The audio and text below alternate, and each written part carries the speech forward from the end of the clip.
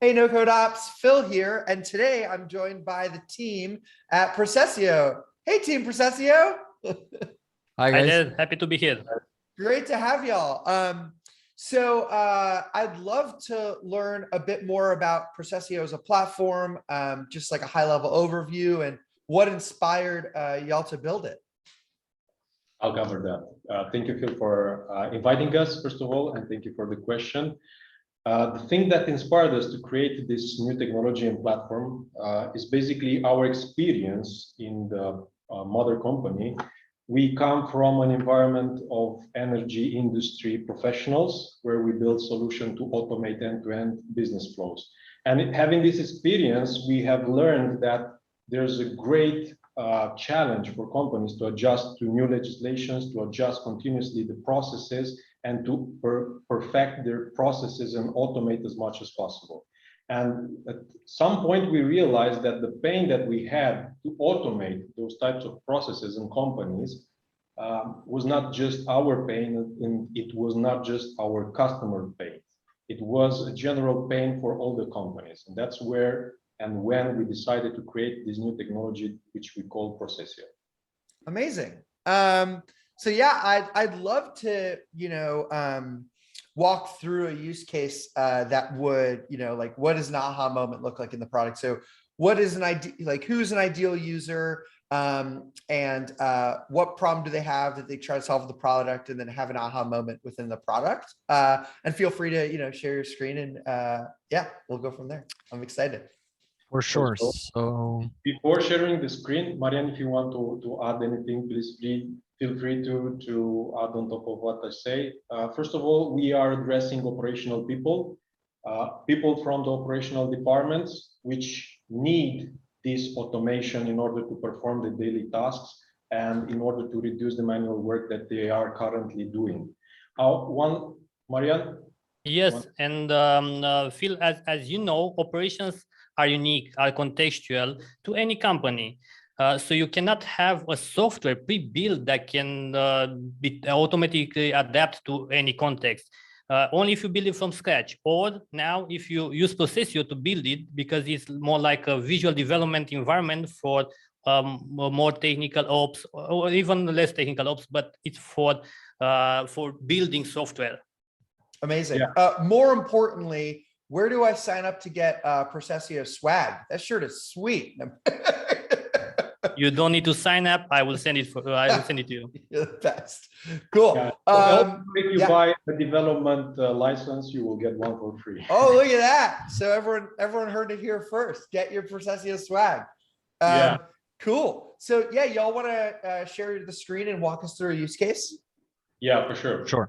As Andrei shares the screen, some few things that I want to mention first. First of all, we have 3 pillars on which we are relying our technology. First is integration. Second is process and workflow automation. And third is data processing. And the example of use case that we're going to show here, it's a real case example of addressing the need of processing invoices in this case.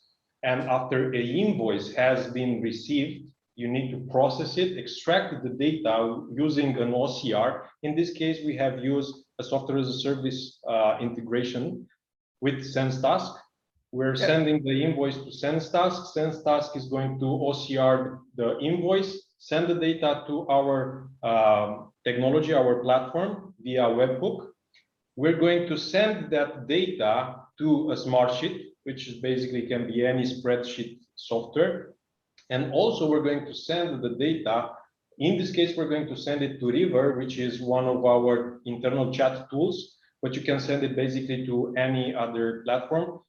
We use River because they offer tasks where you create a task to approve the invoice for payment, right? Amazing. And the second flow that we did is in River, whenever somebody drags and drops the invoice for approval, also Procesio is going to send a notification informing the responsible people that the invoice so it not only can send out tasks, but it can listen for other tasks on other platforms. Exactly. And for anyone listening, by the way, OCR is optical character recognition. So think of like if you're scanning a document that's a PDF or something like that, and you want the technology to actually pick up the words on that PDF and translate it into something that a computer can actually read in terms of text, OCR can do that.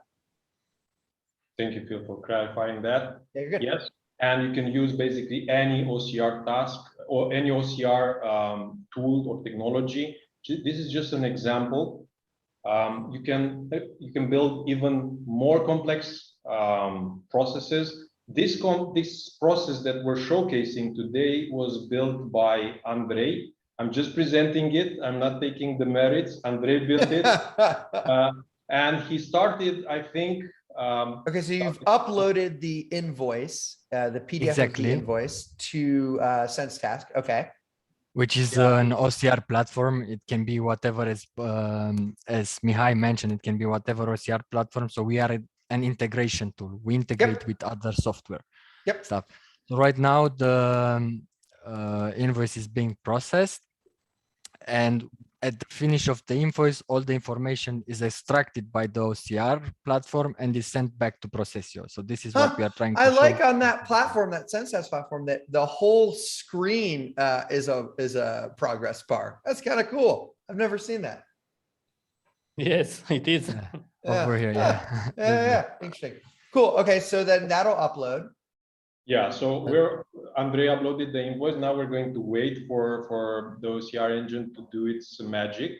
And while we wait, one very important aspect is that each of the processes inside Procesio, you can run it multiple times at the same time. And for each run, you will get an instance. And what we have here in the left is basically the list of instances that this process has generated, right? So while we wait, when the process in the right, in the OCR, is going to be 100%, we're going to refresh and we're going to see a new instance, and then we're going to take a look. And then just out of curiosity, do you have native integrations into platforms, or are you mainly predominantly relying on webhooks, or both? We are relying on webhooks, on APIs, on schedules, on direct API calls, so you name it. Okay. We have multiple ways of integrating. Cool. Here, as you can see, we can even debug and see what entered into the process, what was sent to the process. In this case, is the data OCR from the OCR platform, right? You can see the inputs, you can see the outputs, and even more, you can see visually the process flow, right? You can see it step by step as it got executed. And if there is any problem at any action, you can visually see that. We have here prepared a list of instances. You guys know I love incident response and error handling, so you're speaking to my heart. Yeah. And now the pretty part is that you do not need logs, right? You see the problem, you click on the problem, and you get the error, right? And now you know what the problem was. And on top of that, now you have the inputs, you have the outputs, and you have the error. So everything is very simple. Amazing. Now, yes, let's see additionally, I wanted to add to the initial use case, namely this one that work. As we mentioned, we integrated with our chat tool, which is this one. And as you probably noticed, we received a notification over here and the new task was created. The new task is actually describing everything what was contained in the invoice. Got it. I'm So assuming you're pulling some data out and tokenizing it and putting it in here. Exactly. I'm cool. pulling data out and tokenizing and putting it here. And additionally to pushing the data back to our communication channel, we also sent it into, we also, sorry for no, you're good. stopping share screen. That's what happens if you click on stop share screen. Yeah, exactly. So additionally, all the data was collected into a spreadsheet and put into the right columns within Smartsheet. Exactly, within Smartsheet. So this is also something I wanted to show. Let me ask you guys this. What would you say for folks, for folks watching, right?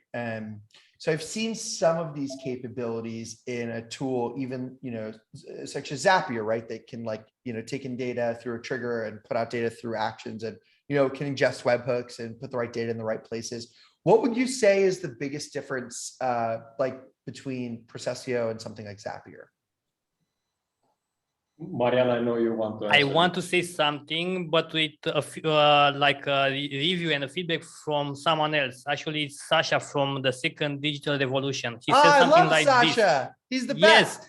So Sasha said like this: when you need like a small and quick integration that we can do with citizen developers, you will use Zapier. When you need more, you will use Integromat. But when Integromat will not be able to cover more complex and contextual use cases, then you should use Procesio. I think this feedback answers your question. And what would, sorry, and just to dive in a little bit deeper there, what would warrant something more complex? Do you have like a concrete example of like what's something that, maybe would work in Integromat, but Procesio would do better? I will give you a very good example. Sure. In Integromat and in Zapier and in other platforms, you will find a lot of predefined connectors, which we are starting to add also. Okay. But if you need something very specific, for example, an integration to your local accounting system, which is not on Zapier, not on Integromat, yes, then you need to use Procesio, because Procesio, at our core, we are very flexible. We allow you to create your own functionality. We allow you to transform data, to connect to data sources that otherwise you cannot do. For sure, that means that you need to be a little bit more technical in order to be able to address that, but it gives you immense power compared to the other tools. Mihai, I think that we should really quick showcase how that can be possible in Procesio. Yeah, I'd love to see that. Yes, so one of our core features, as mentioned, is injecting code within our platform. So definitely, if you go and create a new platform, over here you have a lot of actions predefined. Like I can open lots of them and lots, and I don't know. Wow. And we are adding more and more, and every time we are adding. But let's say you're in the case that you don't find something that can help you. We have here the ability to upload your own custom action. So you don't have to wait after Procesio to bring your action to the platform. You can do it yourself. So just by clicking this, you have here a button which is create new custom action. You need to upload your nugget. And once the code is validated, the code becomes a new action in our platform, which is reusable, drag and droppable on the canvas. And obviously, all your organization or everyone from your organization that's within a workspace, a Procesio workspace, will be able to use that action. And so, I might add that everything is pretty well documented in our documentation. You will have an entire guideline of how you can build custom action, and it's pretty simple. Even though it's C#, it's pretty simple. We've been building custom action even with juniors, with the students. So it's really simple. Also, we build our platform action with custom action. Actually, we are building Procesio with Procesio, and mostly all the action that you saw in our toolbox and toolbar are custom action that we provided as the platform actions. Very cool. And so awesome. And Philip, to give you some more great examples that you cannot find in other platforms. For example, imagine if you need to deduplicate data from a CRM, right? Yes. It's quite a challenging task. There are SaaS tools that do exactly this thing. Like reverse ETL tools, you mean? Yeah. Like they keep data in sync. Not just that. So I know of a SaaS tool that has its core business deduplicating data from CRM, right? Yes. We created in only 16 hours, which is not a lot, an action which deduplicates data using multiple algorithms from exact matching, similar matching, soundex matching, fuzzy matching, using algorithms like— Oh, sorry, you mean deduplicating data? Yeah, exactly. Yeah. Oh, yeah, I thought you meant like, okay, I thought I heard you say duplicating, which is like, or keeping things in sync. Oh, that's amazing. Yeah, I'm sure a lot of operational people here who have duplicate data in their CRMs, I just heard all of them sign up for Procesio. That's amazing. Yeah, I hear them too. So good. Well, let me ask you all this. If people want to learn more about Procesio, what should they do? Where should they go? First of all, www.procesio.com. There you can find every information regarding Procesio. You can find also the pricing, but most importantly, you can also find the create account, which is on top, right? Create account on blue. Just go there, create your own account. Takes only less than 1 minute and you're set up. Amazing. Easy enough. Well, y'all, this was incredible. So great. I know we talked like a long time ago, and so it's phenomenal to see all of the incredible progress y'all have made. So yeah, I'm super excited. Thanks so much for joining me on the show. And then is this one more thing that you wanted to show in terms of just like learnings for folks? Yeah, I would add the thing that Andrei is sharing right here, getting started guide. It's a list of 6 or 7 videos that you can follow, learn everything you need to learn to get started. And one more update that I want to add. Yeah. Next week, we're going to launch publicly new features such as document generation based on templates. You can use that to generate documents, invoices, contracts, you name it. Even you can use that to generate templates for emails and use them in complex notification scenarios. You heard it here first. Woo woo. Yes, you did. Cool. I love it. Well, thank you all so much. I really appreciate it. And thanks for being on the show. Thank Thank you you. very much. having us. Cheers, everyone. Bye.